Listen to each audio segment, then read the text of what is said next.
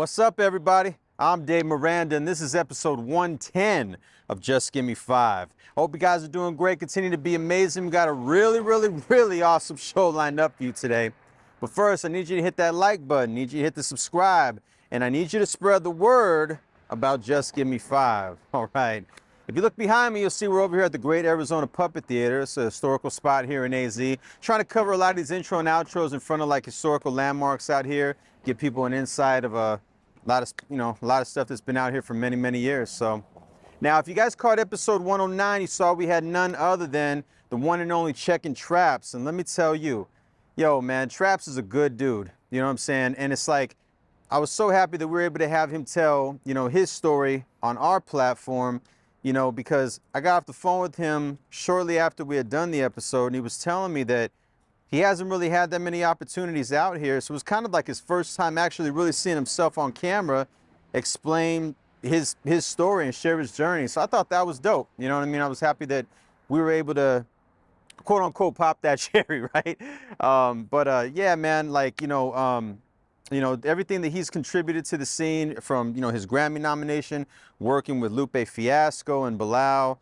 OTS had a real big run out here, and they were doing so much. Their shows were just high intensity energy. Like he said, man, having the crowd, do the back and forth participation. It was big, man.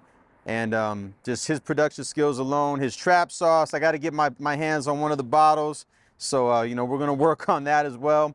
But, man, just overall, man, a great episode. We're so happy and honored to have him on the platform. And make sure you guys watch episode 109. All right. But today's guest is a legendary, yes, I said legendary producer and one of the BX finest. We're going to talk about how he became a producer and how Lord Finesse and Buck Wild got him in the game. We're also going to talk about his time working with the legendary Big L, and of course the record that changed his life in a major way, the Get Money beat that he did for Biggie and Junior Mafia, the uproar and special delivery situation, working with CNN, Nas and the Bravehearts, and so much more. So ladies and gentlemen, without further ado, I present to you Easy Elpee. Hey, this is Easy Elpee. All I'm saying is just give me 5.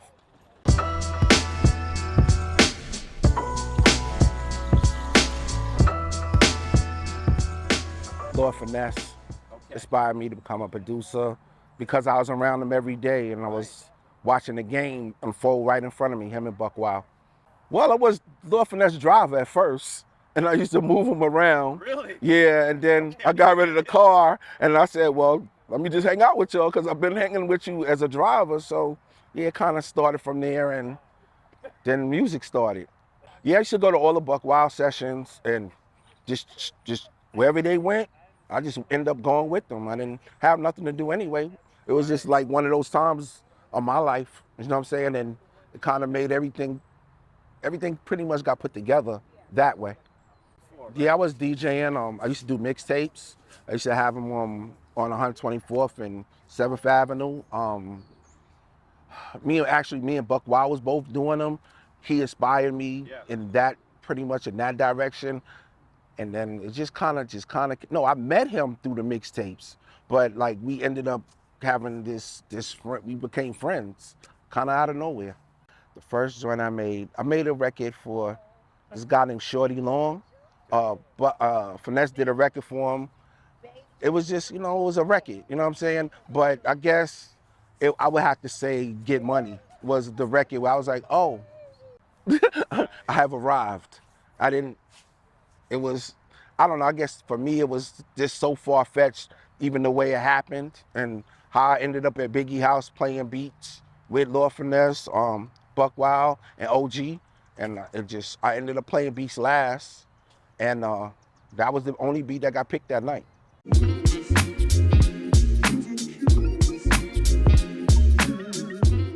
Oh, life-changing, but scary at the same time because that was the first beat I placed for real, and besides the Artifacts record, but I wasn't ready because I was a brand new producer. So I had to basically find myself with everybody calling. Right. And that's what made me end up with Royal Flush.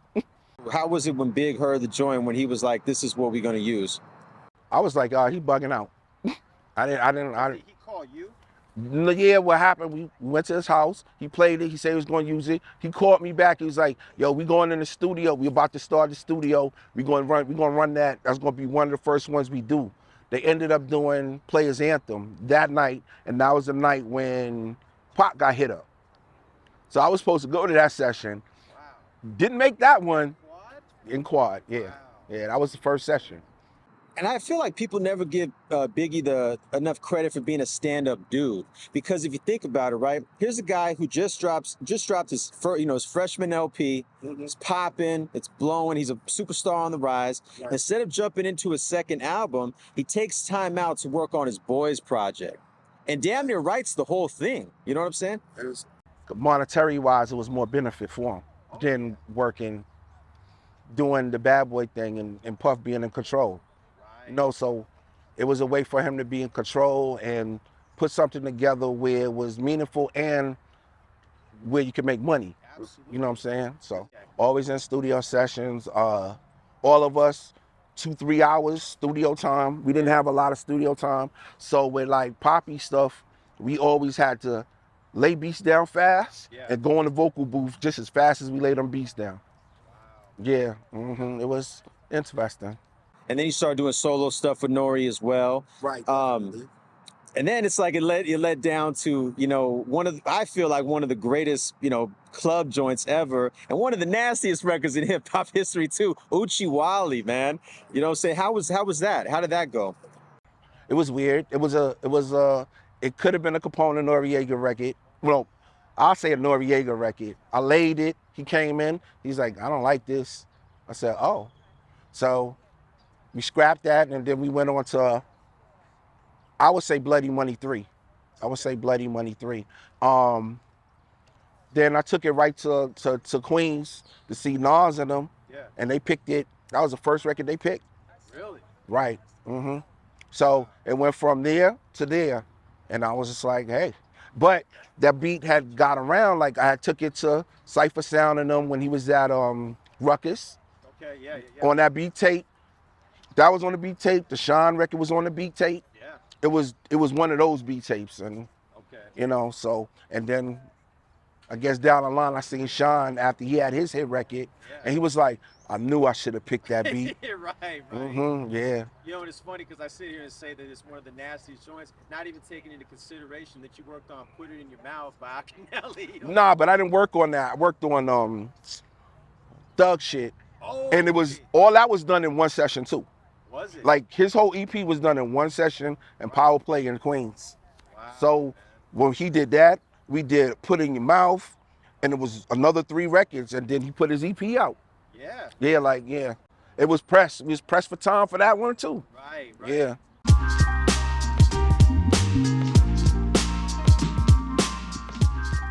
Special delivery. Yes, sir. Like special delivery. He didn't Yeah, I was like, oh, bro. So who's that? I said, oh, okay, my bad. Yeah, it was just like this Lil Wayne record came out, right? And it was weird. It was so weird because Lil Wayne had a mixtape prior, right? Yeah. And he was like, on the mixtape, he said they had played Special Delivery. He rhymed on it. He said, man, I hate this beat.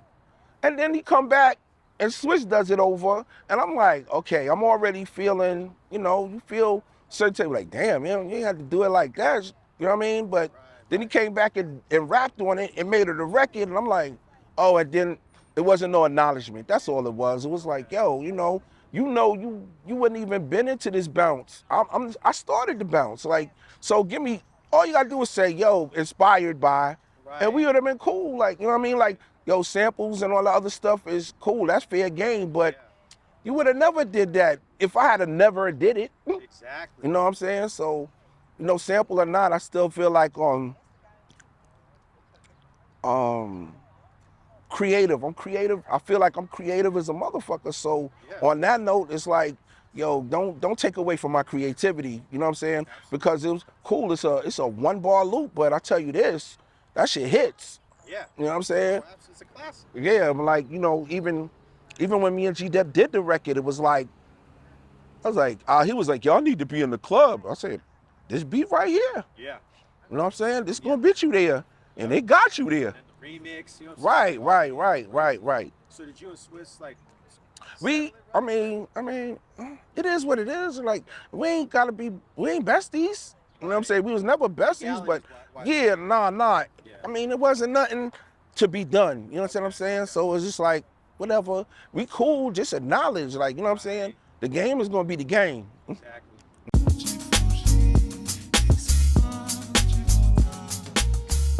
Okay, first night, I wasn't all the way in the game. We was in the studio. It was me, Big, R.A. the Rugged Man, and one of his partners. Okay. And one of his partners, we was in Chungking. Buck Wild was there. I think Finesse might have been there, but I don't know. So his man said, yo, man, Big, man, I don't care what you do, man. You could just smack the shit out of me. We was like, huh? He was like, I don't give a fuck. I'm gonna be good. You could just smack the shit out of me. We all looked around and said, oh shit.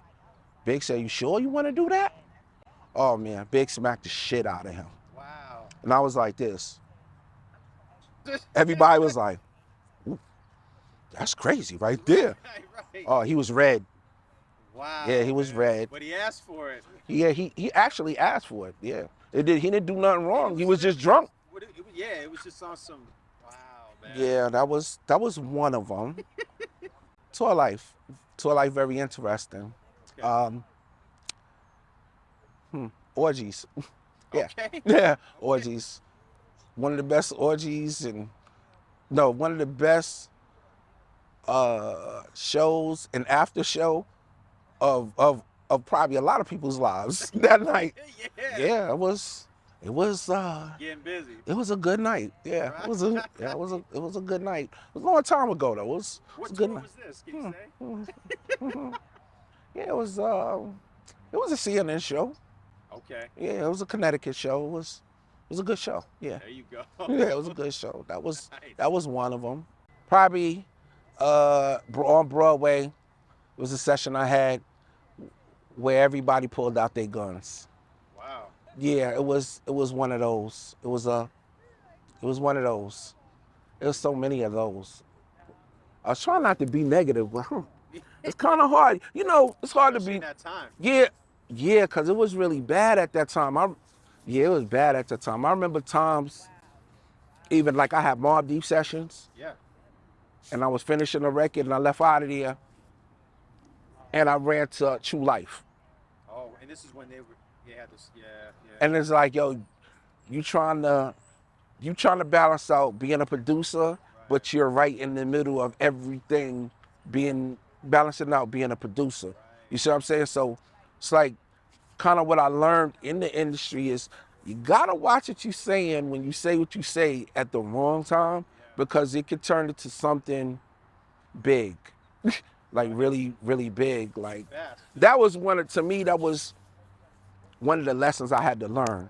And I learned it kind of the hard way, but not too hard, but definitely hard. Like, was it like on some like he wanted to work with you, but then it was like yeah, I was working with him. I was gonna work with him too, but you can't let people know where you just left, and you know you kind of gotta not cross collateralize things where you know everything is a little hot.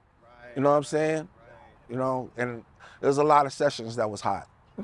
It's great. No, that stuff happens all the time. I remember Muggs being in an interview saying that in the midst of the Cypress Hill and West Side Connection beef, Dub C wanted to work with him just because he respected his craft. You know what I'm saying? And so he's like, man, but you know what I'm saying? But all this other, yeah. But like, it's so weird because it's like, yo, you could do that and you could get into it with somebody, and then down the line, y'all could just be like, you know what I'm saying? Right. So it's like, yo, like I got into it with one of Big's men, we got into it, and the only thing that stopped it was a gun. Wow. You know, people tell a story, but like, I had one of my best friends was with me, but the gun is what stopped everything, because it was going, Yeah, it was a night. It was a night. You see what I'm saying? Yeah, it was a night. But that 9mm changed the night where it's like, yeah, I'm trying to make it home.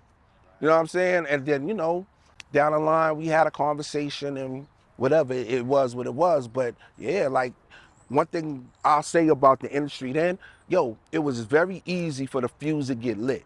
And that was, to me, that was the most important part that I had to learn in the game, because it's just like, yo, you meeting people from different areas of the world and personalities and how they move. Everybody move different, like, and there's triggers for everybody.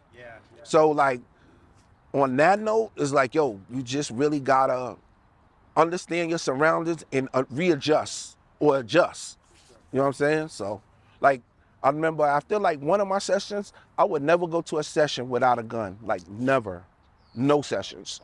Yeah, like from 95 until 2003, 4, stayed strapping. But when I end up moving, I still continued it, like, for the most part. But like now, I don't go to studios that's not controlled. If it's not controlled, then yeah, I'm gonna have something with me. Yeah, but It could cause that paranoia. yeah, the paranoia it don't never leave you. Like, you know what I'm saying? Because the music industry, it's a bunch of, like, a lot of people from the street. You know what I'm saying? So it's like, all they did was transferred it over from whatever they used to do to this, but it doesn't matter. Your attitude is not gonna adjust. It's not possible. Not that easy till you get money. Now, when you get money, then you turn into dumbed down, or like some people might call you pussy, because you can't do the things that you did when you didn't have money. Because you really got a lot to lose. So And I was going to ask you, speaking of earlier, when we were in question one, just kind of a little recap, because, talking about like, DITC and everything, you had early Big L verses on your mixtapes. Did you get to work with L? yeah, well, when I was a DJ, L used to come to my house and he used to record for me at the crib. We'll tape it, pause tapes and all that. We'll do it. Like, we used that Lou Donaldson breakbeat I was cutting up, and then he jumped on it, and then I just put it on my mixtape. Yeah, definitely. I know L since the beginning, since Lord Finesse found him in Rock and Will or whatever. And then from there, we just used to go to 139th Street and pull up on him, and he ended up getting signed. Showbiz signed him. And then, that's kind of the beginning of his journey. Yeah, because we both got the same first name anyway, so. Yeah, Lamar Coleman, Lamar Porter. What do you think he'd be like today, man? God only knows with L. Like, L was, yeah, like, it would depend on if L was gonna be all the way on music, or if he's gonna still mess with them streets, because he, like, he's on, played both sides. So, depends on what it would have depended on what side the court had landed on, heads or tails. You know what I'm saying? He was in a better place, before his untimely demise. But like I said, like, L is he's one of those, like, you can't call it. You can't call it. But he was about his craft still, though, regardless, no matter what he did outside of that. So that's probably the best thing to say for him. Yeah.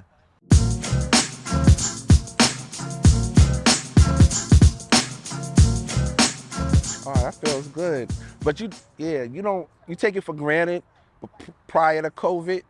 You just take everything for granted prior to COVID. And then once that hit, it was just like, I got to appreciate the people that's around me that's always trying to keep me together and keep my head up, and do stuff that's nice for them. Do nice things for them and just make them feel good. You know what I'm saying? Because it's just like, I guess for me, a lot of people have been passing. And a lot, a lot, a lot. And that's like, I only got my mother left. My father's been gone for many a years. And just kind of even appreciate her more, especially she's 80. I don't know how much longer I'm gonna have her, but like right now we live together, and I just enjoy my time with her.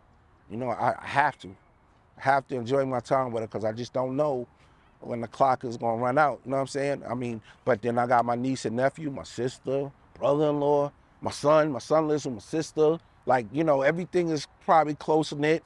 And my daughter, like I had a bad relationship with my daughter, and we finally got it like airtight. Like, yeah, but it was rocky road, rocky road.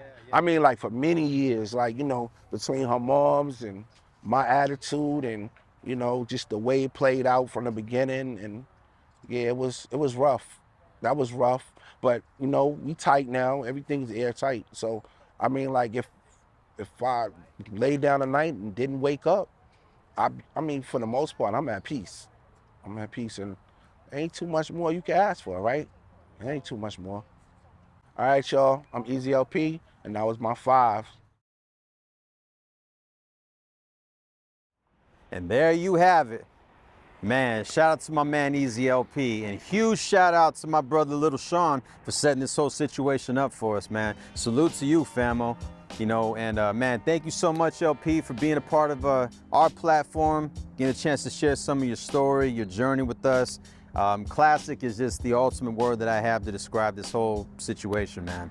And it was an absolute blast. Had a real good time.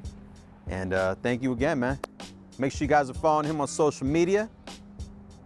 And shout out to my brother Jimmy Nelson on the camera. Make sure you guys subscribe to that YouTube channel. Tell a friend to tell a friend. All right. Well, this was definitely one for the books. I hope you enjoyed it as much as I did. Until next time, stay tuned, stay blessed, stay healthy, and just give me 5, y'all. Everything